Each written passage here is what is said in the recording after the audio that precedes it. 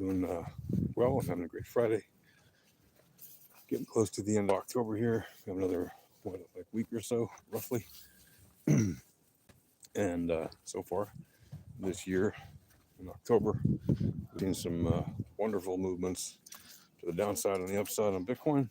And so hopefully you have not been trading low time frames with high time frame prognostications, which have been frankly insane. And I pointed out that that would be likely way back in September. In fact, I told you, don't expect October to just run to the moon because every analyst and every forecaster and every YouTube Jimmy said it would.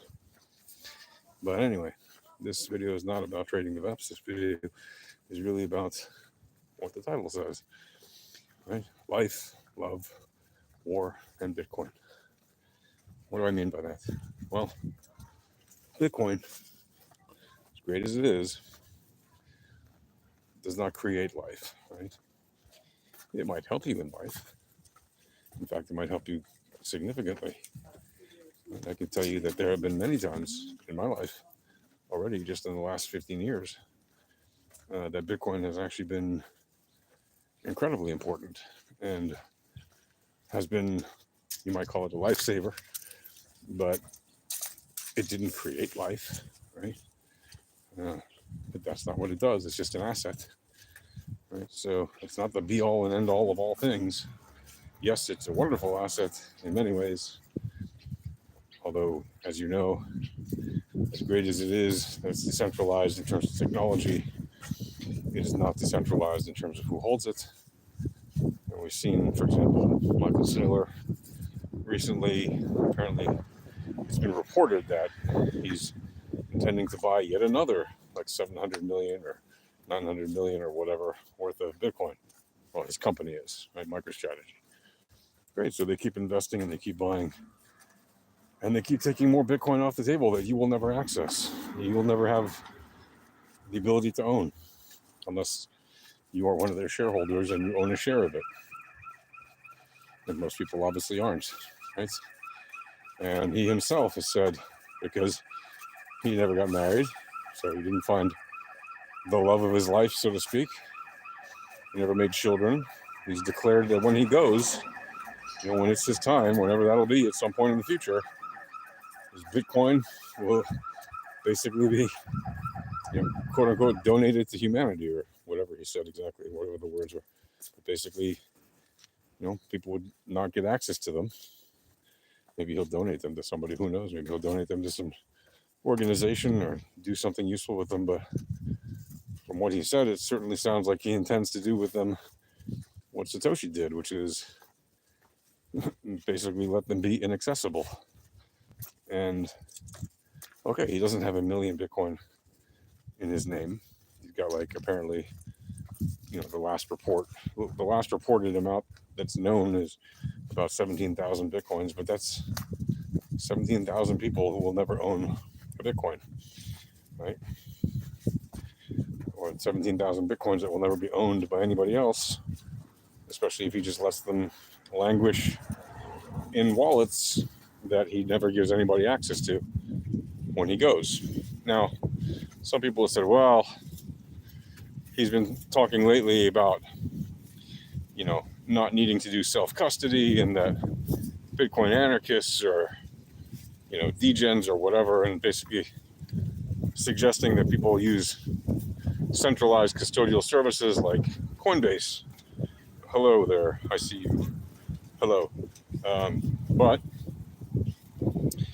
the fact is, maybe Coinbase will, if when somebody goes, who knows, at some point in the future, some laws might be passed that say, okay, if somebody leaves behind a big fat chunk of Bitcoins in some custodial service and they don't have any heirs, that what will happen to the Bitcoin is pretty much the same as what happens to fiat, right? The custodian at some point basically gets access to it and the government takes its share or whatever.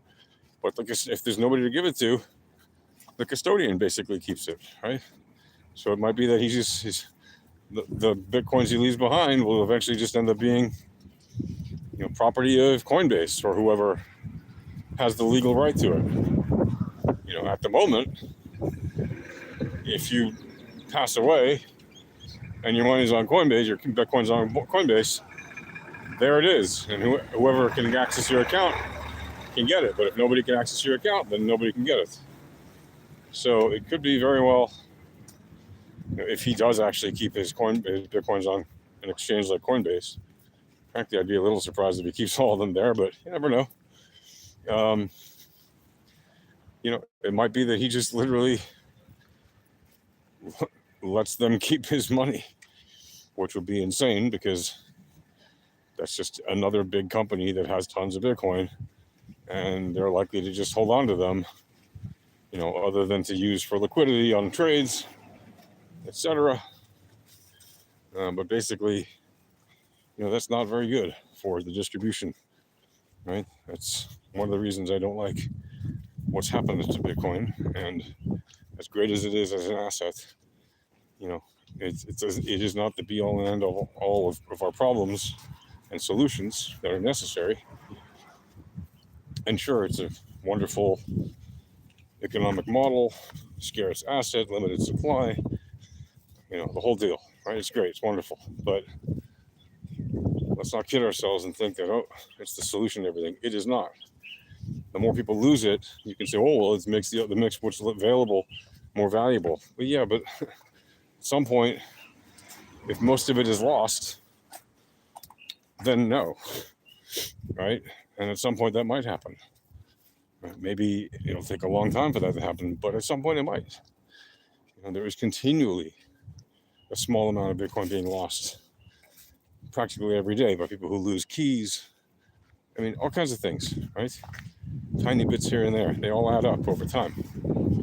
So at some point it might become, something that isn't in very much demand because there just won't be enough to go around of any significant amount, even if the thing goes up to millions of dollars a coin, right? It might be, right? If there's only like 1 million coins left at some point in the future, then who's going to want it, right? And well, if it's worth $100 million a coin, then somebody's going to want it. Yeah, but it's not going to be worth $100 million a coin if there's only 1 million of them left and nobody really can use any to do anything with, right? You need adoption more than you need price action. You need adoption. And if there isn't adoption because people don't perceive that they can have a significant enough amount to have any significant change in their life, then there won't be more adoption. This does not disincentivize all kinds of things. But it is something that that can be used to change the economic models that we live in. Anyway, it's just gonna be a short video about that. And the point is, don't be fooled by what people are promising you the future of Bitcoin can bring to the world. It may be wonderful at some point in the future in terms of if it gets adopted and if there are better solutions found for some of the existing problems that still exist even with Bitcoin. But until then, it's just a digital asset. Trade it, hold it, do whatever you want with it, but you don't think it's the messiah, right? It's just a digital asset. And it's great and it's wonderful, but it's not the be all and end all of solutions. All right, that's it, folks. Take care. Happy trading. Cheers.